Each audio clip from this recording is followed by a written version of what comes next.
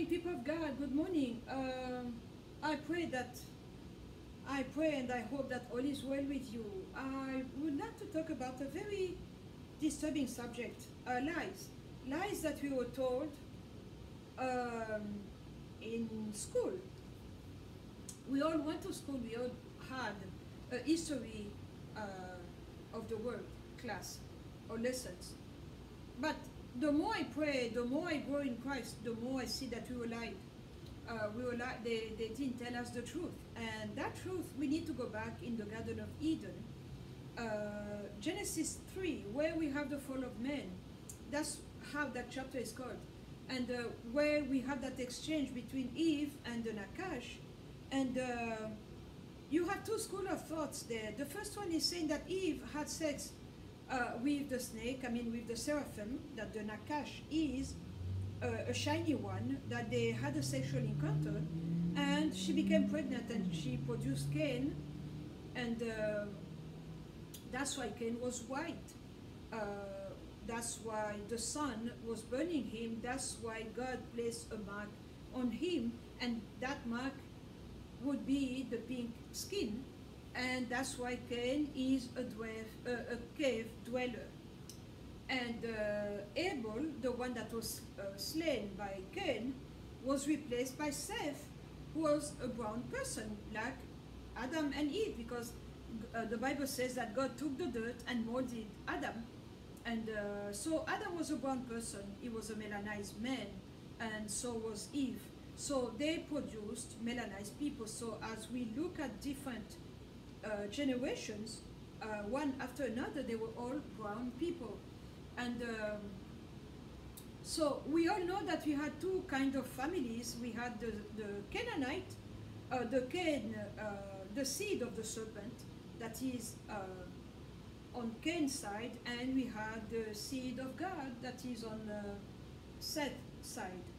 And that's how we progress. And Jesus talks about the sheep and the goats. He talks about the wheat and the tare, and that they are both here on earth. So we have many people that look human, but they are not human, or they are human on the outside, but on the inside they are something else. And I would like to focus more on what we were told in school, because I love history. I love history. I love to read. I love to learn. I love to be challenged. And but nowhere do we see.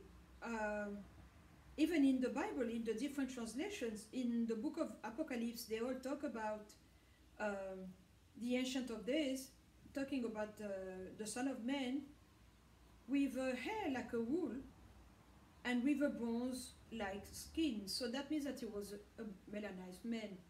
But you have to read that. And how come pastors don't talk about it? How come they are uncomfortable talking about it? Because I'm Protestant. I suppose I'm Pentecostal. I believe in speaking in tongues. I don't have issues with that as long as it's done in order, And there is a reason why we need to speak in tongues. The Bible is very clear about that. So I do not fear people speak in tongues. It doesn't bother me as long as it's the real one. But what I'm trying to say is that there are so many things that the church knows, but they don't dare to tackle them.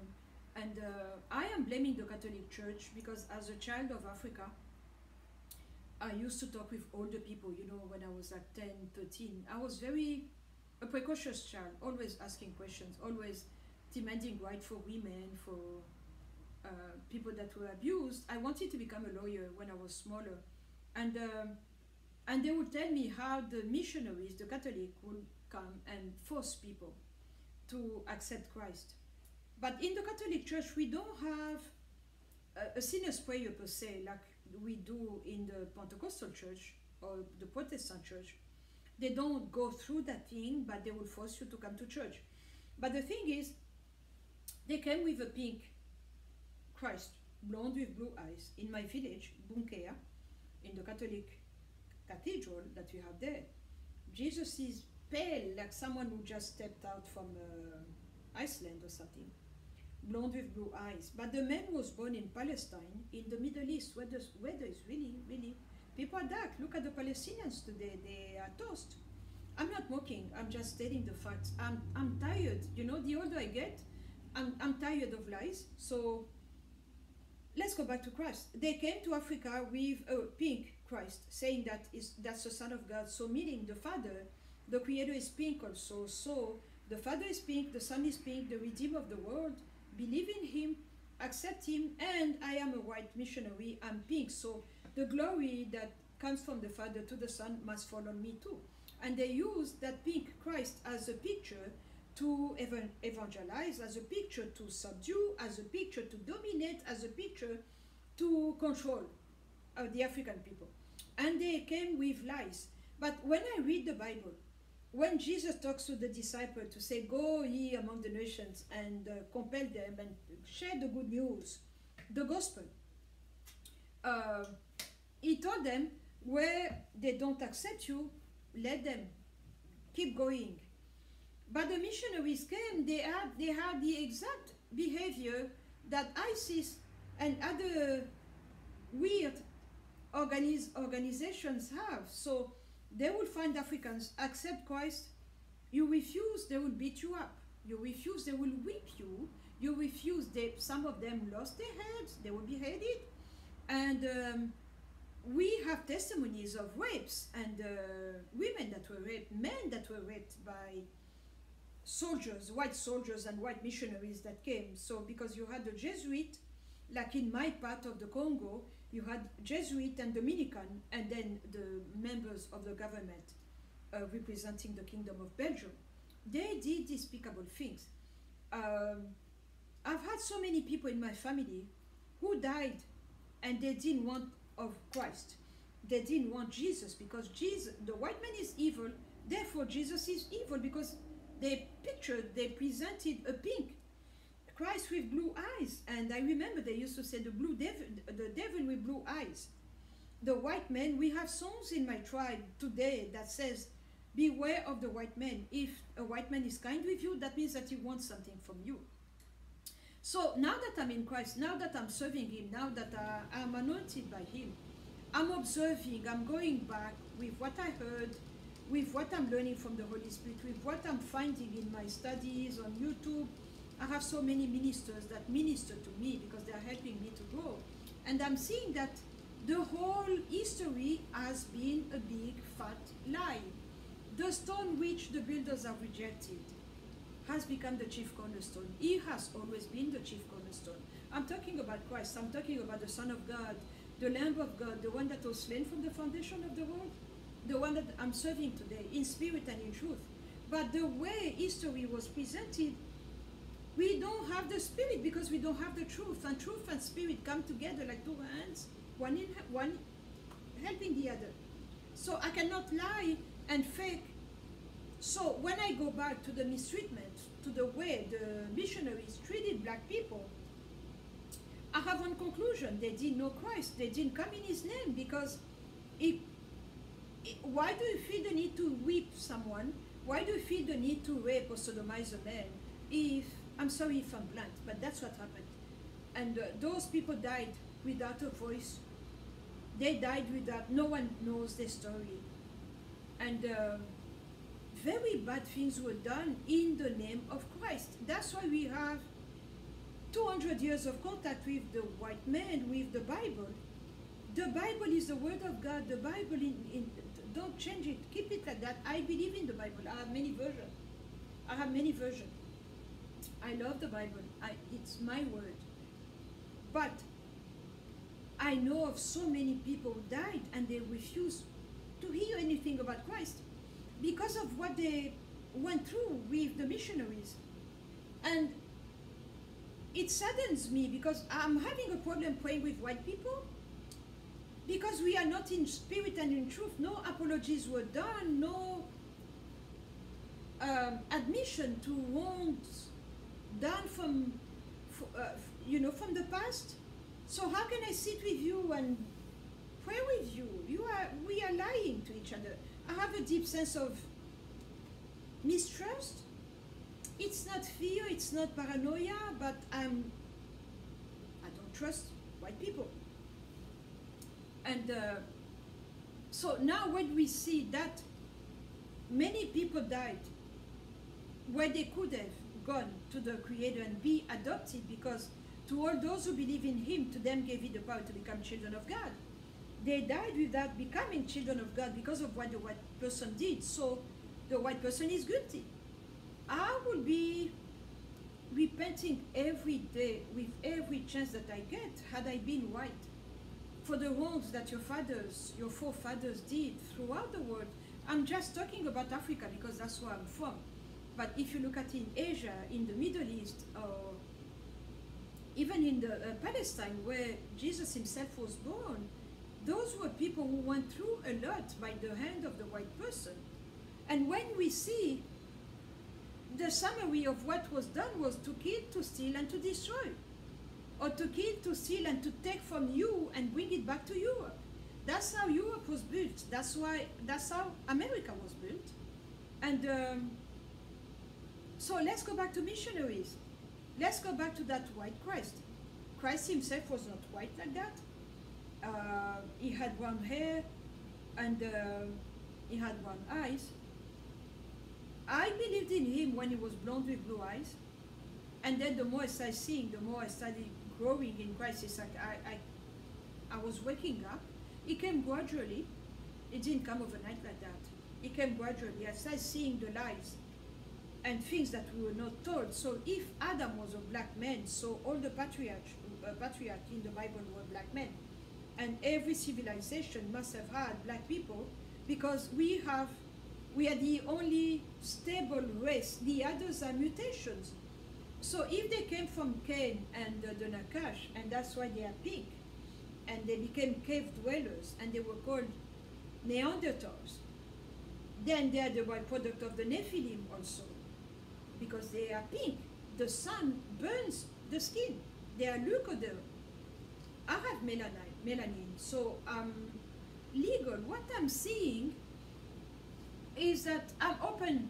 Please, if you have an opinion, write to me and I will answer. Let's agree to disagree. Let's be polite and courteous, and I'm going to answer. What I'm trying to say is that if we see the way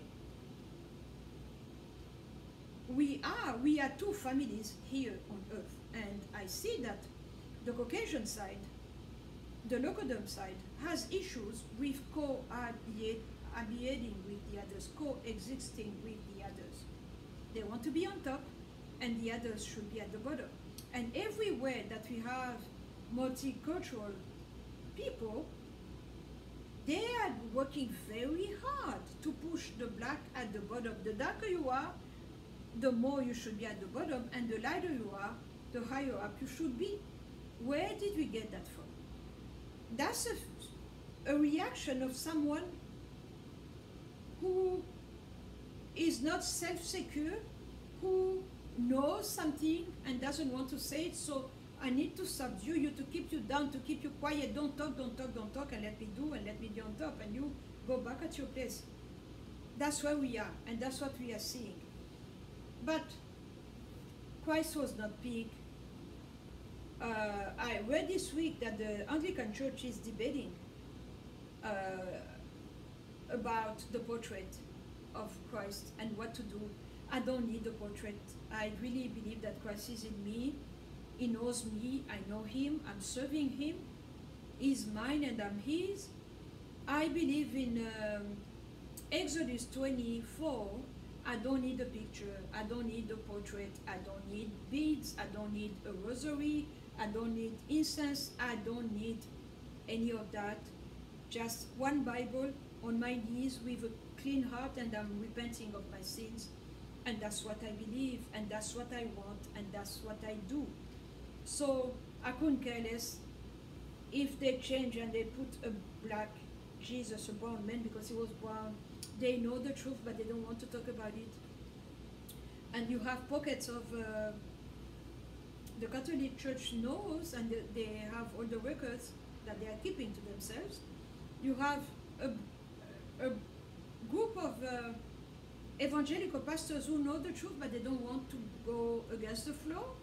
And you have a group of black pastors here in the US who know the truth about the identity of the Jews, who are the real Jews, who the place that the black man has in the creation of God, but they don't want to stir up the mud, they don't want to rock the boat, and this is where we are. So we are impotent because we've been lying, we are impotent because we don't have fortitude, we are impotent because we do not worship in spirit and in truth, and I'm tired. I'm tired because I have a strategic spiritual warfare. Actually, I would not call it warfare, I would call it spiritual takeover. We take back, but in order for me to do that, I need to have the truth and the spirit. And I see how painful it has become, how costly it is to someone like me with my kind of calling, because we've been lied in school, in the world, in the church, so many lies, and that's where we are. So we are impotent. We are impotent, and I'm tired of lies. When I think about Vita Kimpa, who was a lady from the Congo in the 15th century, she was burnt alive at the stake with a baby, a toddler. I think he was 9 months old. They were both burned by the Dominican order because she was preaching that Christ was a black man. I'm grateful for the times that I'm living in because I can tell the truth. I can look at you and tell you that we've been lied to. Christ was not pink. Christ was a black man, and I can say it, and that's my truth. That's what I believe, and it's very sad. So my next, as soon as this corona thing will pass, I don't know how the world is going to be.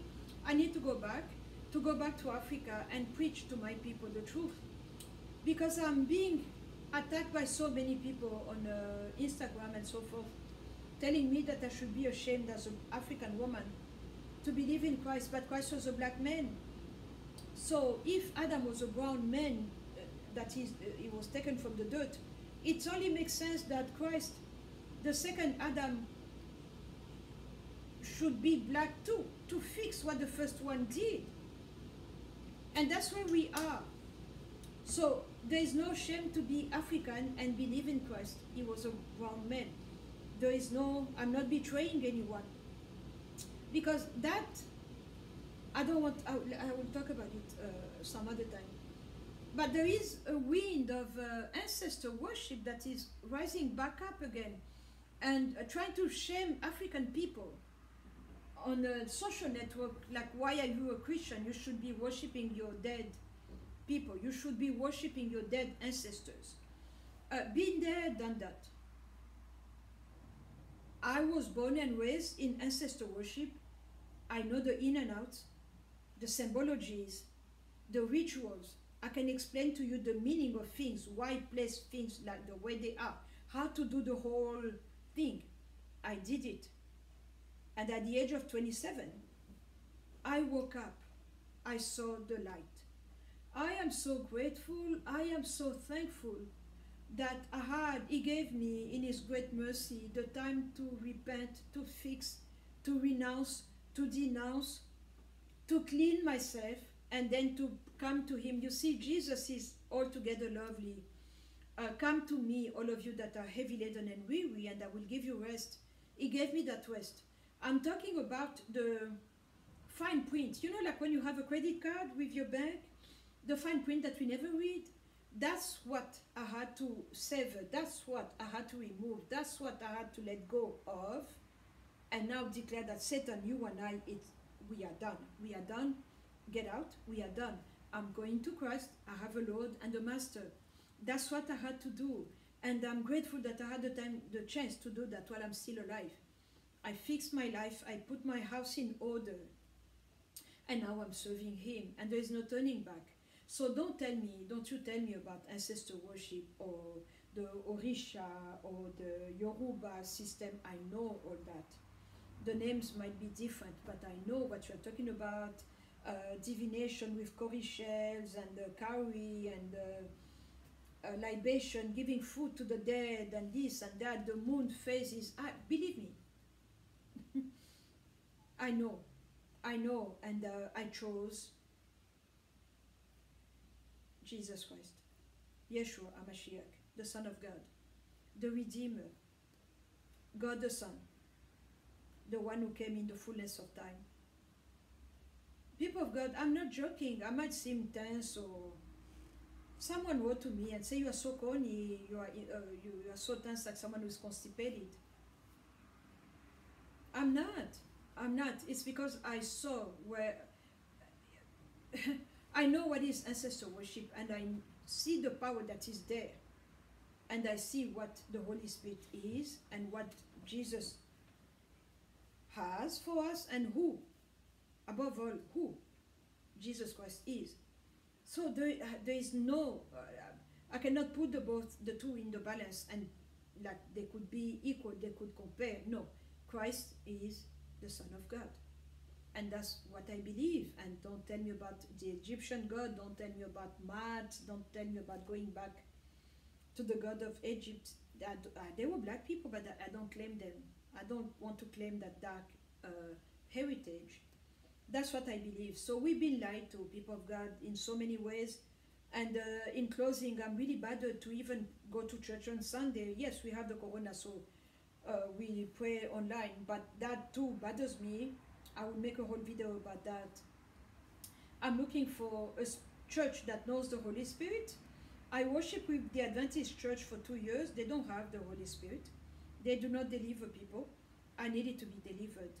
And so I'm looking for a church that knows the Holy Spirit and that gather on Saturday. I would like to go back to the basics, to the simplest form. I don't want to add, don't tell me do this, do that, so, and you will reap, give, and this and that. I don't want that. But that's where I am right now, in a place where I'm growing, and each time that I grow like that, it's very annoying because everything bothers me, because I'm receiving from the Holy Spirit, and then I have to remove what the lies. The truth comes in and the lie must go out, because truth is exclusive. I cannot have lies and truth. I cannot. I have to pick one and choose one, and that's where I am, and that's what I'm doing. And we've been lied to, and I blame the Catholic Church. I blame the Freemasons. I blame them for the lies and for the way they wrote history, and they just shove it down in our mouth like eat, but they were all lies. It didn't happen like that. The 12 tribes of Israel, they were all black people. And I read books about the Khazars, the 13th tribe, the transfer agreement. Facts are facts. And the truth is here. There is no turning back. And if you happen to be a Caucasian person or have Caucasian blood in you, pray very hard. Repent every day for all the evil that your forefathers did, because they did so many bad things, and there is a price to pay. There is a price to pay. And as for me, every day, I'm fasting right now, every day that I pray, I have a time where I pray for Africa and for the people of Africa, everywhere that we are scattered, and I ask for justice. I ask for justice. I ask for His fair judgment, because He's the one who renders to each one of us according to our deeds, right? And that's what I'm asking, and I would like to see it. So know who you are, know where you are, and pray accordingly. But repentance is a must. Thank you very much.